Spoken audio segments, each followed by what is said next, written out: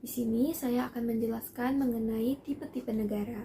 Jadi tipe-tipe negara itu terbagi menjadi dua, ada subjektif dan objektif. Subjektif. Subjektif itu dilihat dari sudut pandang serta terbentuk dari segi hukum, negara hukum, dan negara polis. Selanjutnya negara Romawi.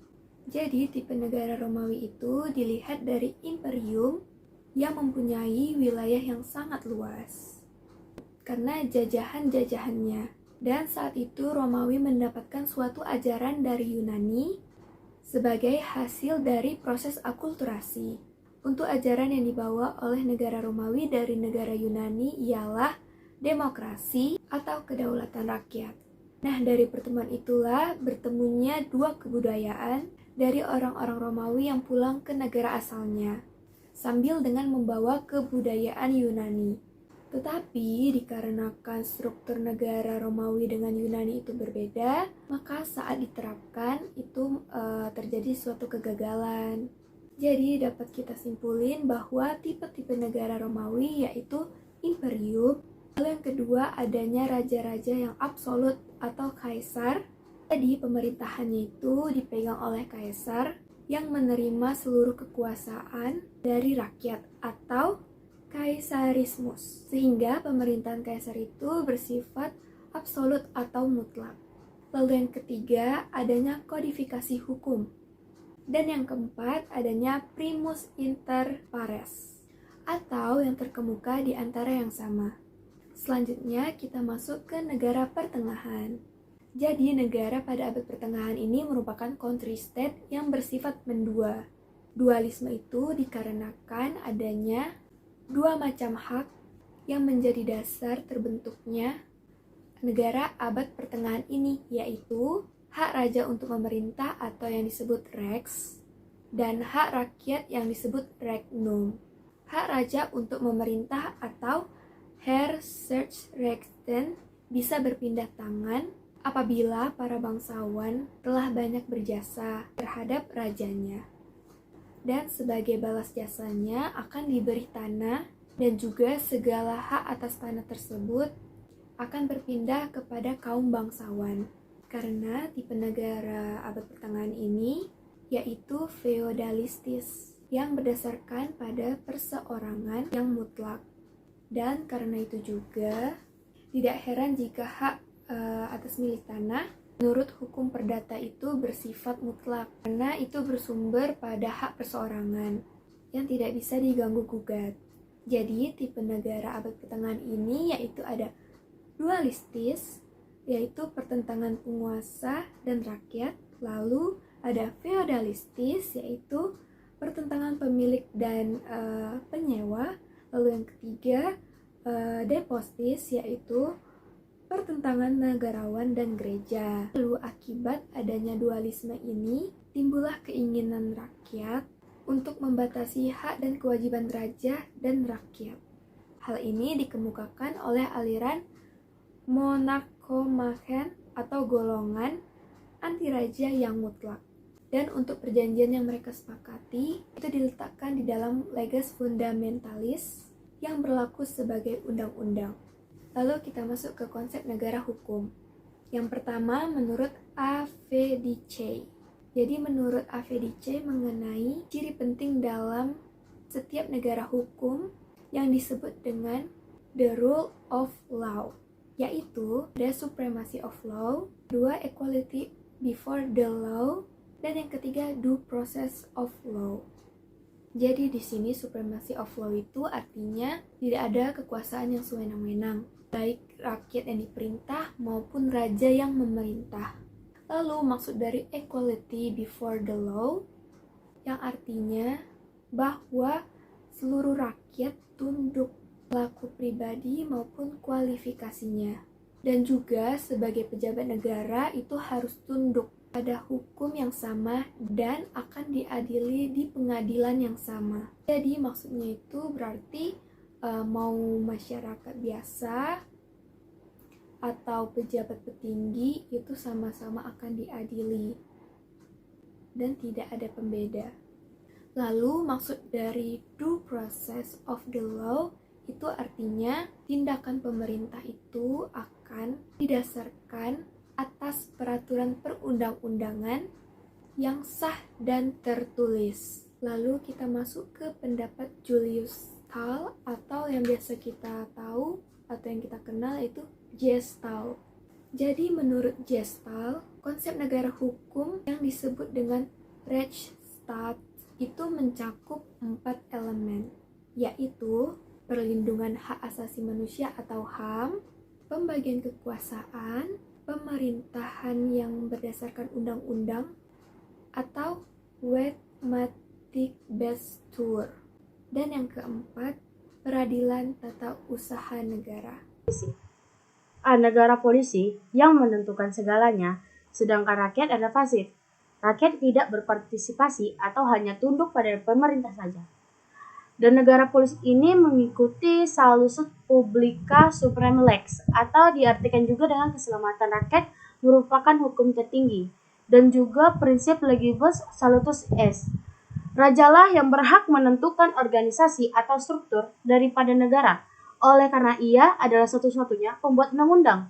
Negara polis juga mengikuti aliran merkantilisme dalam ekonomi yang menunjukkan kondisi di mana kesejahteraan negara yang ditentukan dari beberapa aset atau modal yang dimiliki oleh negara tersebut. Sekarang saya akan menjelaskan tentang negara hukum liberal atau Rechtsstaat. Negara hukum liberal, negara ini tidak boleh ikut campur tangan dalam bidang ekonomi dan rakyat bebas atau aktif dalam pemerintahannya, statusnya aktif ya.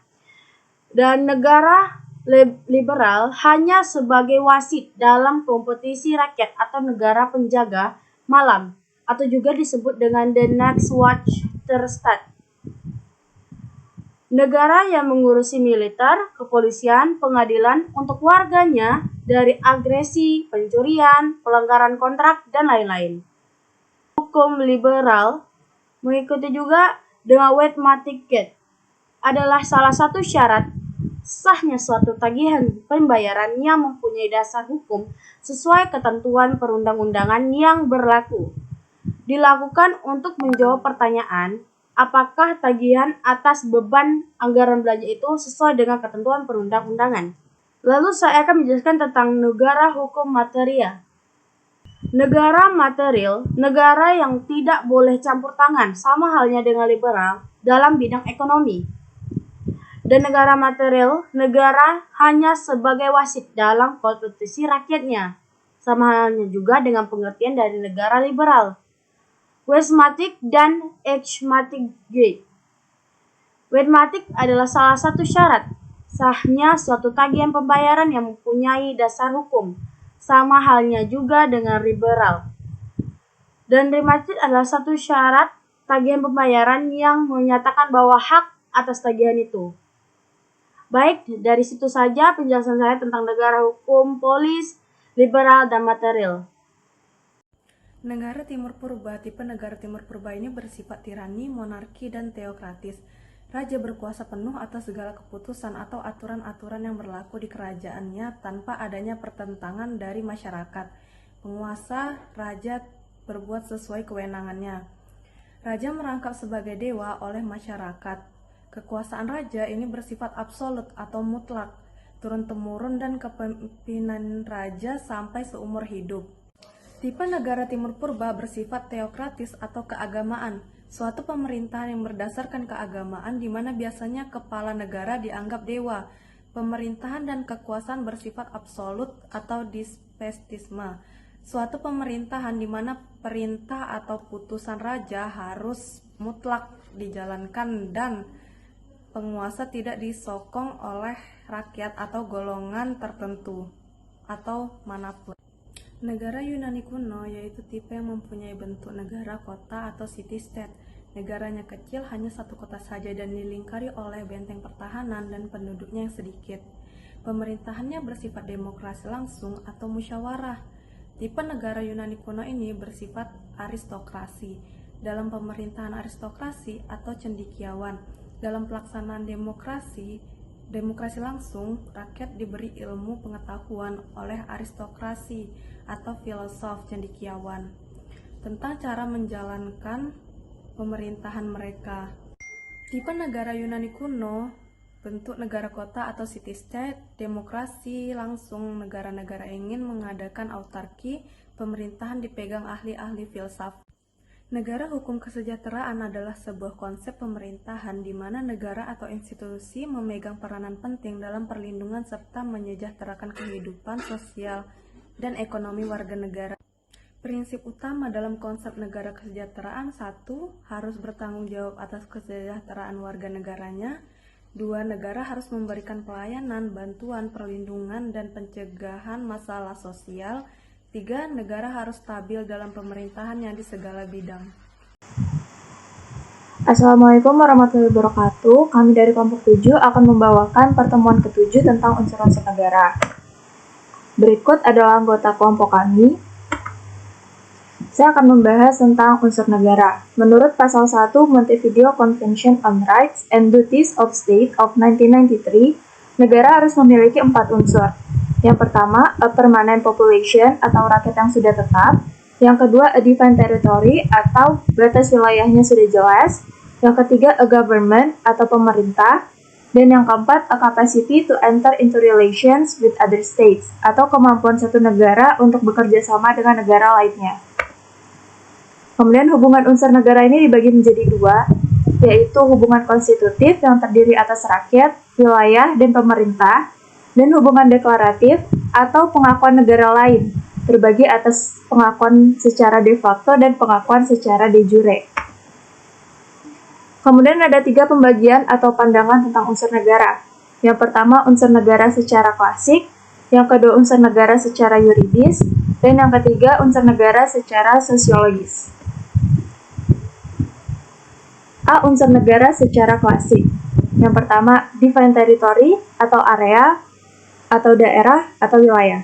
Wilayah adalah kawasan yang dijadikan tempat tinggal bagi rakyat serta lokasi untuk menyelenggarakan pemerintah negara. Pembatasan wilayah negara ini dapat dibagi menjadi 4 bagian. Yang pertama itu batas daratan, yang kedua batas udara, yang ketiga batas lautan, dan yang keempat ekstrateritorial.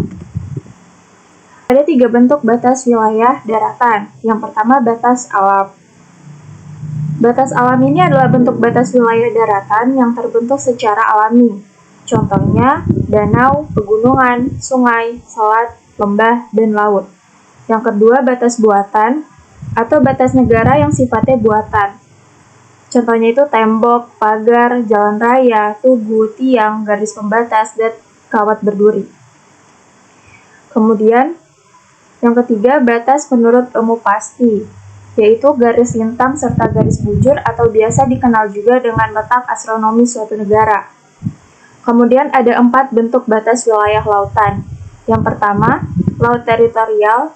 Jaraknya ini diukur 12 mil, ditarik garis lurus dari pantai terluar. Yang kedua, zona bersebelahan.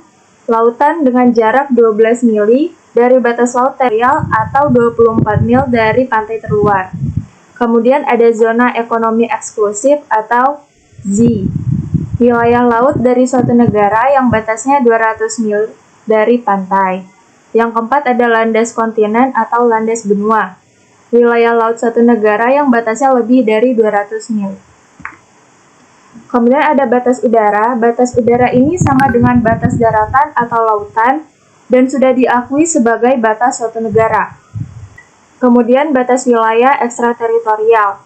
Artinya wilayah yang berada di luar batas suatu negara dan sudah diakui sebagai wilayah yang mandiri dan terpisah dari wilayah negara tersebut.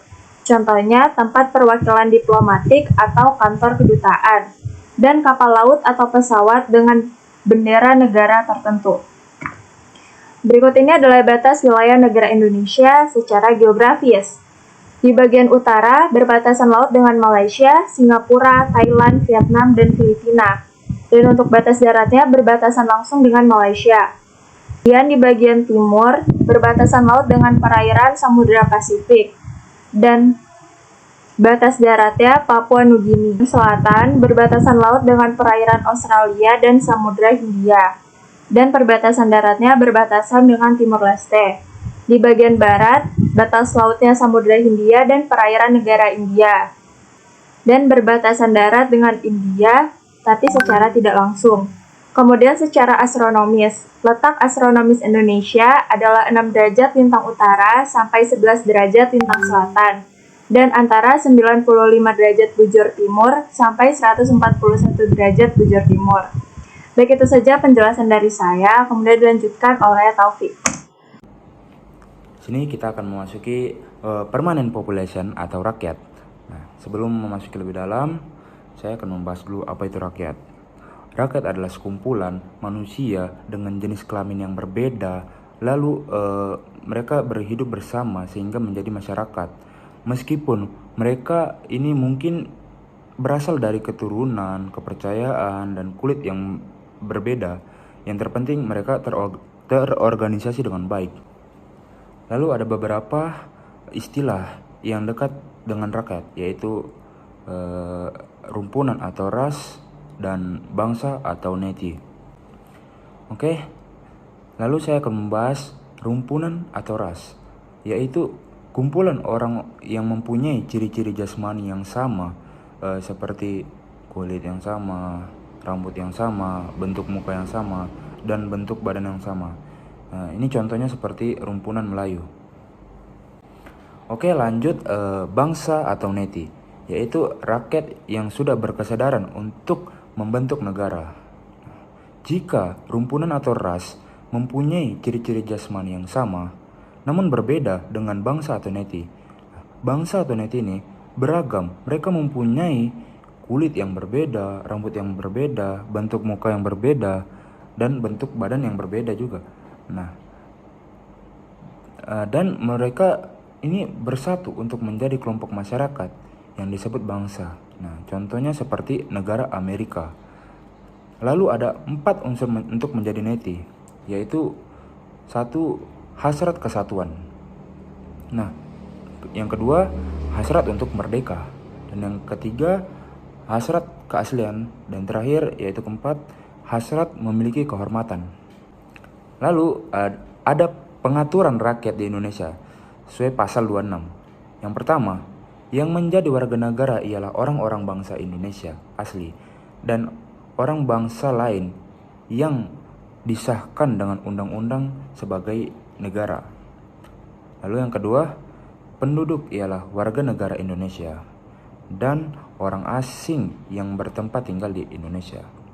Lalu yang ketiga, hal-hal mengenai warga negara Indonesia dan penduduk diatur oleh undang-undang, yaitu yang berbunyi Undang-Undang Nomor 12 Tahun 2006 tentang kewarganegaraan. Oke, lanjut kita memasuki asas kewarganegaraan. Nah, yang pertama itu adalah asas ius sanguinis, yaitu seorang menjadi warga negara dikarenakan keturunan. Nah, seorang itu menjadi warga negara Indonesia karena ia dilahirkan oleh orang tuanya yang berkewarganegaraan Indonesia. Nah, contohnya seperti pemain timnas Indonesia sekarang, yaitu Sen Patinama, Rafael Maitamo, dan Ezra William. Nah, mereka ini dilahirkan dan dibesarkan di Belanda, namun mereka bisa menjadi warga negara Indonesia dikarenakan orang tua mereka atau nenek dan kakek mereka berkewarganegaraan Indonesia. Jadi itulah yang disebut dengan asas ius sanguinis. Lalu yang kedua ada asas ius soli. Nah, yaitu seorang menjadi warga negara berdasarkan tempat kelahirannya. Nah, seorang itu menjadi warga negara Indonesia bila ia dilahirkan di wilayah Indonesia. Contohnya seperti orang Chinese. Nah, sebelumnya kan orang tua mereka ini berkewarganegaraan Cina. Lalu anaknya ini lahir di Indonesia. Nah, anaknya ini bisa menjadi warga negara Indonesia dikarenakan lahirnya di Indonesia, meskipun kedua orang tua mereka sebelumnya yaitu berkewarganegaraan Cina gitu. Nah, yang ketiga yaitu asas campuran, yaitu bila kedua asas sebelumnya diberlakukan sekaligus. Nah, contohnya seperti kebanyakan orang di Indonesia, yaitu orang tuanya kan asli Indonesia dan anaknya juga lahir di Indonesia. Nah, itulah yang disebut dengan asas campuran. Oke, sekarang kita akan membahas dwi kewarganegaraan atau dua kewarganegaraan. Menurut syarat kewarganegaraan Inggris, seorang yang dilahirkan di Wales, Inggris dianggap sebagai British citizen atau warga negara Inggris, walaupun orang tuanya ini warga negara Belanda. Lalu, seseorang yang dilahirkan oleh warga negara Belanda adalah orang Belanda, walaupun ia dilahirkan di Inggris. Nah, maka timbullah keadaan bahwa orang ini mempunyai dua kewarganegaraan, yaitu negara Belanda dan Inggris. Nah, ketika dia lahir dan besar di Inggris, lalu berkuliah di Belanda, maka ia disebut orang Belanda asli. Berbeda dengan kita, ketika kita berkuliah di Belanda, maka kita akan disebut orang asing oleh warga Belanda tersebut. Nah, lalu kita akan membahas tanpa kewarganegaraan. Nah, ini saya akan mengambil contoh di Inggris lagi. Menurut syarat kewarganegaraan Inggris, seorang yang dilahirkan di luar Wales, United Kingdom, dari keluarga British citizen dan setelah berumur 20 tahun tidak melaporkan diri tentang kewarganegaraannya pada perwakilan Inggris setempat, maka orang itu kehilangan kewarganegaraan sebagai British citizen dan juga tidak memiliki kewarganegaraan lain, sehingga ia menjadi tanpa kewarganegaraan. Nah, dampak negatifnya ketika Inggris ini mengalami peperangan, nah, orang ini yang tidak mendapatkan kewarganegaraan Inggris, dia tidak bisa diselamatkan dan dievakuasi, sedangkan temannya yang sudah memiliki kewarganegaraan bisa diselamatkan dan dievakuasi. Seperti itu. Oke, kita lanjut status positif, yaitu memberikan hak kepada warga negara untuk menuntut tindakan positif daripada negara mengenai perlindungan atas jiwa, raga, dan kemerdekaan. Jadi warga negara ini bisa mempunyai hak untuk perlindungan atas jiwa, raganya, dan kemerdekaan. Lalu status negatif, yaitu memberikan jaminan kepada warga negara untuk tidak mendapatkan campur tangan negara terhadap hak asasinya. Campur tangan hanya diperbolehkan untuk menghindari kewenangan-wewenangannya. Nah, lalu ada juga status aktif, yaitu memberikan hak kepada warga negara untuk ikut serta dalam pemerintahan. Jadi warga negara ini mendapatkan hak, contohnya seperti pemilu. Nah, jadi warga negara ini mempunyai hak untuk memilih presiden, memilih wali kota, dan memilih gubernur gitu. Lalu ada juga status pasif, yaitu memberikan kewajiban bagi setiap warga negara untuk menaati dan tunduk kepada segala perintah negara. Nah, jadi warga negara ini berkewajiban untuk tunduk kepada segala perintah negara dan undang-undang. Sekian dari saya, terima kasih. Nah, di sini saya akan membahas tentang pemerintah. Nah, apa sih itu pemerintah? Pemerintah yang mempunyai kekuasaan tertinggi untuk mengamankan, mempertahankan, mengatur, dan melancarkan tata cara penyelenggaraan pemerintah secara penuh. Dan berdaulat itu terbagi menjadi dua, yaitu satu, kedaulatan ke dalam intel, yaitu untuk mengatur urusan rumah tangga sendiri. Yang kedua, kedaulatan keluar, yaitu ekster, yaitu untuk bekerja sama ataupun berhubungan dengan orang lain. Selanjutnya itu saya akan membahas tentang pengakuan negara lain. Apa sih pengakuan negara lain? Nah, dalam menjalankan hubungan internasional, suatu negara itu perlu diakui oleh negara-negara lain, sebagaimana negara yang berdiri secara resmi dan sah. Dan pengakuan internasional itu harus diakui, dapat memberikan legitimasi bagi suatu negara dan memungkinkannya untuk melakukan kerjasama dengan negara-negara lain dalam berbagai bidang. Nah, pengakuan terbagi menjadi 5, yaitu perbuatan bebas, yaitu tidak ada kewajiban dalam memberikan pengakuan. Kedua, membenarkan. Ketiga, menerima. Keempat, organisasi kekuasaan, yaitu terdiri atas negara. Kelima, sebagai anggota masyarakat internasional. Dan pengakuan itu juga terbagi lagi menjadi dua, yaitu yang pertama pengakuan de facto, yang terbagi menjadi tiga, yaitu yang pertama orang berkuasaan dianggap memenuhi syarat menjadi anggota masyarakat internasional. Kedua, tidak pernyataan resmi kenegaraan. Ketiga, ada hubungan antara negara yang mengakui dengan entitas yang diakuinya oleh negara itu. Dan kedua, pengakuan de jure, yang terbagi menjadi tiga. Yang pertama, orang kekuasaan telah memenuhi syarat menjadi anggota masyarakat internasional. Dan kedua, ada pernyataan resmi kenegaraan. Dan terakhir, ada hubungan antara negara yang mengakui dengan entitas yang diakui oleh negara itu sendiri. Nah, di sini saya akan membahas unsur negara secara yuridis. Nah, secara yuridis itu terbagi menjadi tiga, yaitu satu, wilayah hukum. Contohnya itu seperti laut, daratan, udara, serta batas wewenangnya. Dan kedua, subjek hukum. Contohnya itu seperti pemerintah. Dan ketiga, hubungan hukum. Contohnya itu seperti hukum antara penguasaan lainnya dengan hubungan hukum luar secara internasional.